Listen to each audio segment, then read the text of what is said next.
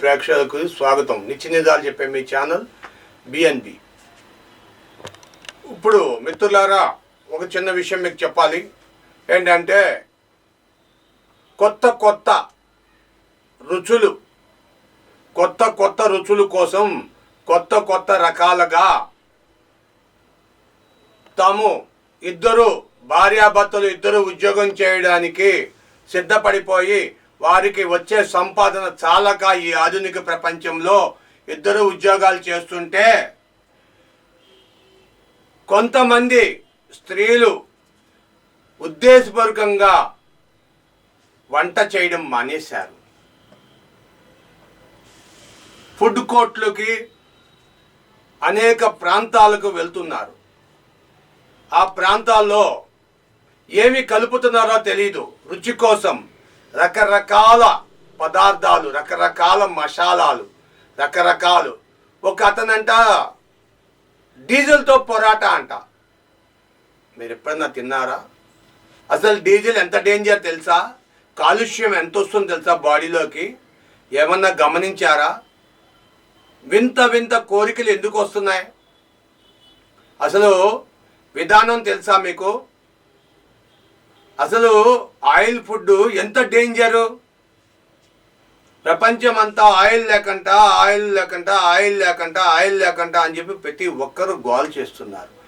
Oil food తింటే రకరకాల cholesterols పెరిగిపోయి బాడీలో హార్ట్ అటాక్స్ ప్రారంభమయ్యి వాల్స్ మూసుకుపోతాయని చెప్తున్నారు.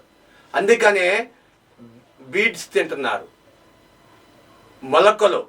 మొలకల గింజలు తింటున్నారు ఇప్పుడు చాలా వరకు. దానివల్ల మీకు ఆరోగ్యం, శరీరానికి పోషణ అంటే కండ పడుతుంది, శరీరానికి కండ వస్తుంది. అంటే లావు అయిపోవడం కాదు, దాని కండ రావడం అంటే బోన్స్ మీద ఒక రకమైన లేయర్ ఫామ్ అయ్యి ఆరోగ్యంగా మనిషి స్టేబుల్గా నిలబడడానికి, స్టేబుల్గా కొంత దూరం ప్రయాణం చేయడానికి, ఒక 4-5 అవర్స్ కంటిన్యూస్గా వర్క్ చేయడానికి అవకాశం ఉంటుందంట. అందుకని ఈ రోజున మన ఫోర్ ఫాదర్స్ ఫుడ్, ఆ రోజుల్లో మన తాతలు తండ్రులు వాళ్ళు తినేవారు. ఉలవలు రకరకాలు. ఒక ఎగ్జాంపుల్ తీసుకోండి, గుర్రం ఉలవలు పెడతారు. అది ఎంత దూరం పరిగెడుతుంది? అసలు ఆగుతుందా? అలుపు వస్తుందా దానికి? మరి ఏంటండి ఈ ఫుడ్ ఏమిటి, ఈ వ్యవహారం ఏమిటి? అసలు ఏమైనా అర్థం ఉండాలిగా. మనిషి వింత చేష్టలకి పరాకాష్ఠకి చేరుతున్నారు. మనిషి కోతి నుండి పుట్టాడంటానికి నిదర్శనం మన సైంటిస్టులు ఎప్పుడో చెప్పారు. మనిషికి ఒకప్పుడు తోక ఉండేది అన్నారు. ఆ తోక ఈవేళ అరించుకుపోయి మనిషిలాగా ఆలోచించడం మొదలుపెట్టారు. మళ్ళీ మనిషి మృగానికి వెళ్తున్నాడు. మృగం అవటానికి, జంతువు అవటానికి జంతు తరహాలో జంతులాగా ఆలోచిస్తున్నాడు.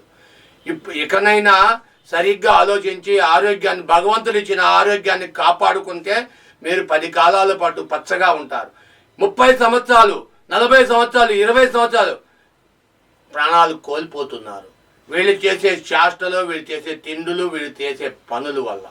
మన తాతల తండ్రులు 100 నాట్ అవుట్, సెంచురీ, క్రికెట్లో సెంచరీ కొట్టి అవుట్ అవ్వకపోతే గొప్పతనం కాదు. మన తాతల తండ్రులు సెంచరీలు కొట్టినా సరే గొప్ప అని చెప్పుకునేవారు కాదు. ఈ రోజుకి చైనా, జపాన్ కొన్ని ప్రదేశాల్లో 112, 111 సంవత్సరాలు బతికిన వాళ్ళు ఉన్నారు. ఈవేళ మన మోదీ 75కి వెళ్తున్నాడు, చంద్రబాబు నాయుడు 75కి వెళ్తున్నాడు, ఇలా అమిత్ షా 75కి వెళ్తున్నాడు. వీళ్ళందరూ కొంతమంది నాయకులు వాళ్ళు తినే ఫుడ్ని బట్టి ఉంటుంది. కానీ మన యువతరం చదువు పేరుతో, ఫ్యాషన్ పేరుతో అన్నం తింటే లావైపోతాం, ఫుడ్ తింటే అని చెప్పి పచ్చిగడ్డి, ఐస్ క్రీములు అవి ఇవి తినడంతో తన జీవితాన్ని తానే బలి చేసుకుంటున్నాడు. అవునా కాదా? మీరే చెప్పండి. మీ విలువైన అభిప్రాయం కామెంట్ రూపంలో తెలియజేయండి, షేర్ చేయండి, లైక్ చేయండి. Thank you for watching our channel. దయచేసి సబ్స్క్రైబ్ చేసుకోండి.